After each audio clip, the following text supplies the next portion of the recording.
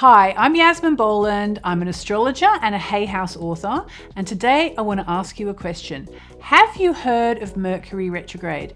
It's an astrological phenomenon which sees the planet of communications, Mercury, appearing to reverse in the skies.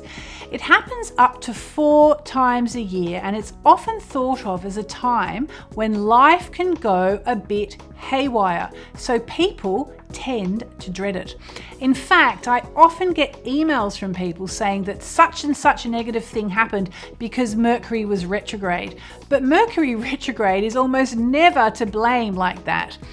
In part, it's wanting to set straight this misconception that led me to write the Mercury Retrograde Book, which I've co-authored with my fellow astrologer, Kim Farnell. Mercury retrograde is actually a very positive time if you tap into it with an open mind. It's a time to rethink, review, and revise, among other things like that. And that's one very big point of difference between how I see Mercury retrograde and some of the crazy things that people copy and paste about this cycle on the internet. So here are a few facts. Number 1, contrary to common misconception, Mercury retrograde is not bad luck. Not at all. It can actually be used for your advantage. For example, an old friend could get back in touch. You could finally finish that work project that's been driving you mad.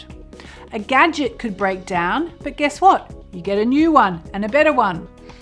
You could renegotiate a contract or your job description in your favor. Okay, number 2, the sign that Mercury is retrograde in is really important because it will give you an idea of the sorts of themes likely to come up during the retrograde period. Plus, you can use the themes of the sign. For example, if Mercury is retrograde in Leo, you can shine your light if you were too shy to do so before, or be open to new ideas and ways of having fun. Which house it triggers in your personal chart affects the outcome of each retrograde too.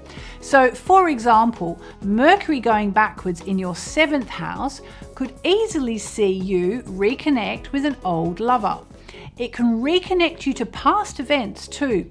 Often what you start under one Mercury retrograde period, you'll finish under another. And okay, yes, it can cause annoying delays, but can also cause good delays that work out to your benefit. Also, it increases the focus in one area of your life because Mercury is the planet of the mind. Okay, so when it's retrograde, it means that the mind planet is staying longer than usual in one part of your chart. So focusing your mental power and attention for longer in one part of your chart. And that's just one very big point of difference with this book and just about anything else you'll read about Mercury retrograde. The Mercury Retrograde book shows you how to use Mercury retrograde to your advantage, no matter which sign it's in or where in your chart it's triggering. The aim is to give you tools to turn chaos into creativity. This book will definitely appeal to anyone on an astrological journey, whether you're just starting out or quite a long way into it. All you need is an inquiring mind, and Mercury will do the rest.